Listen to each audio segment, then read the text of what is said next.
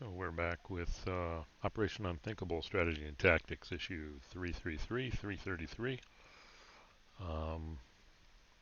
Churchill's Nightmare, Patton's Dream. It's the Soviet Union turn 5 now. Approximately 2 weeks of combat.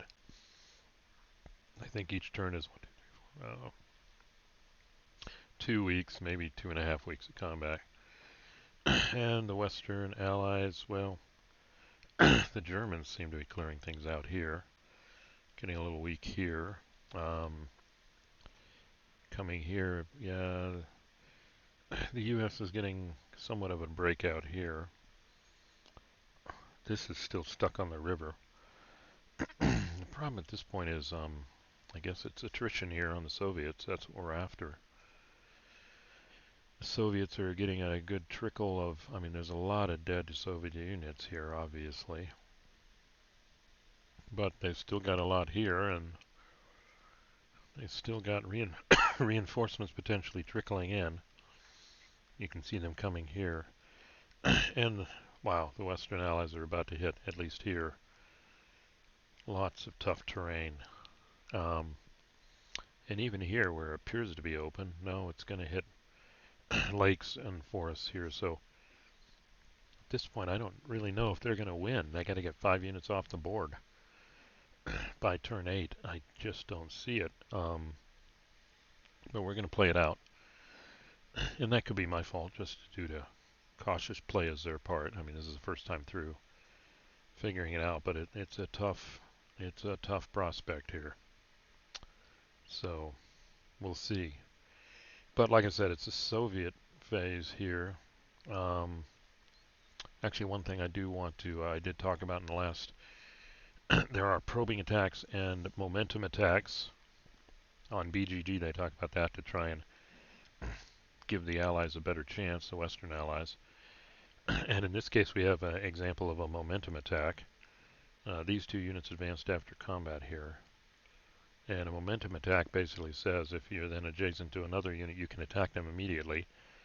But the only units they can attack are the units that advanced after combat. So it would be these 2 units. It would be 26 to 5. It would be 5 to 1, which they're going to go ahead and do. So let's go ahead and take a look at that here. 5 to 1 US, and that is definitely clear terrain they're on right here. So 5 to 1 US is right here. So let's roll the die. And that's a DE. So that does help some. We'll send unit to Deadpool. And this unit can advance. And actually they both will. Just so in theory it's like, oh look, open terrain, but there's reinforcements back here, there's woods. It's going to get messy through here. So that is the proper end to the last turn of combat. And now it is the Soviet turn. If we look at the sequence of play, again, movement, combat, combat, movement. Well, the Soviets are definitely going to pick movement, combat. I don't even know if they'll have any combat. And we can work our way here. I'll just talk about it here. Should they fall all the way back here and start taking advantage of this terrain, or should they just screen forward with the bare minimum? My feeling is they can screen forward because they do still have reinforcements trickling in here. And then these guys will extricate themselves. This will be interesting. They don't really want to be next to Western Allied units, so they can't do the combat move trick. Force the Western Allies to do move combat. Here, maybe they can leverage this river line. They don't have to fall back as fast. This is interesting, but we can cover it. If they did a combat movement and they won here and they did a momentum here, they could go to the races. So we just deal with that by pulling back 1 hex probably. Here we're going to fall back probably. And we do have reinforcements trickling in. Kind of tempted to counterattack here. We could do it, sacrifice a unit here, get concentric, but it won't put them out of supply. But we got a lot of artillery, so we could maybe kill that. We're not going to kill that. Can we? We can get here. We can get here. We can get here. No, we can't. We can get there. We can get there. Wait a minute. Yeah, they could maybe do an attack here if we had the artillery and 2 artillery units in place. That would be interesting, but it doesn't matter. U.S. units out of supply, their defense isn't reduced. But we can cause step losses. So that's something to think about. I'll do that when I do the move here. And this front looks static. I don't know. Concentric attack here, maybe pull back one. I don't see yeah, this is not going to happen here. Nobody's adjacent. This is the only place where potentially these guys can do combat first. Get across. Then do a momentum attack here and advance. And then they're off to the races. So, got to defend against that. So I'm going to go ahead and pause here while I do the move, and then we'll come back and we'll see what the Soviets do for a move and see if they do any attacks. Okay, the Soviet move is complete. Yeah, in hindsight, they are running out of units, actually. Yeah, because these frontline units are probably going to get destroyed. The only place to maintain contact with here. But the Allies aren't going to waste combat movement just on this because this guy's far enough away. And we did mass all our troops trying for one more try, but even here is getting a little weak. So, as you can see, pretty much pull the line except for here. Here's another one where they're close, but there's a second line. This is a little tight, but now they're moving through woods, so it's getting tight, but here we have the opportunity to do a major hit here on some spearhead forces. So, and we've also got the artillery units in range. So we're going for it. These 2 units came from over here. This is an exposed position. So this is the sacrificial person to get that concentric and also out of supply. So a lot of math here. Let's see what we come up with. Let's see, that's 22. 22 is 44. 44 and 6 is 50. 50 and 5 is 55. Then we have 65, 76, and 36. So I'm going to calculate that just to get it right. So 76 plus 36 equals 112. And that 112 is divided by 26. So we have a 4 to 1, but it's concentric, so it's 5 to 1.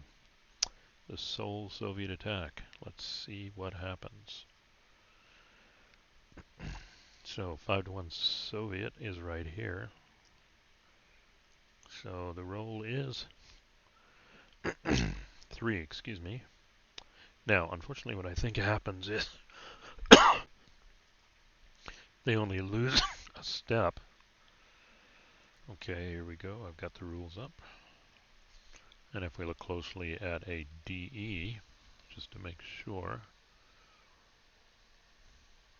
move to the dead pile involve 1 step, then reduce all 2-step units to 1 step. Surviving units do not retreat. So that's about it. I mean, they did reduce both these guys. So that's something, but it does leave this guy at least rather exposed. They can get around him. I don't think they can cut him off so they can kill him, but this is going into their teeth. I would think they'd want to just start killing units here. So that is so no Allied units eliminated actually. So that's that. So they did kind of, again, bloody nose here. But there's people behind it. So we'll see. Maybe they shouldn't be doing that. But let's look at the sequence of play. So it's Allied recycling phase, Soviet reinforcement, Allied recycling, and the Soviets roll 1d6 and add 5. And add 6 really because of the starting position. So they get 8 units. That may be everything actually. Well, let's just draw them one at a time here. 1, 2,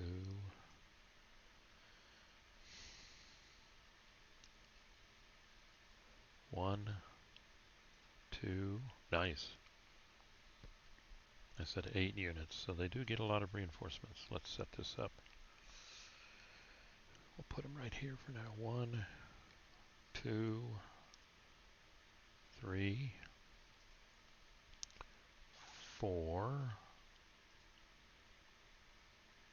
5. Looks like just-in-time reinforcements. 6, 7, and that's it. Uh-oh. Well, the reinforcement pool has evaporated. That could be a problem. Let's see what we got here. Okay, we'll put these here. And then put these here. There are no more reinforcements. No more. Put these here.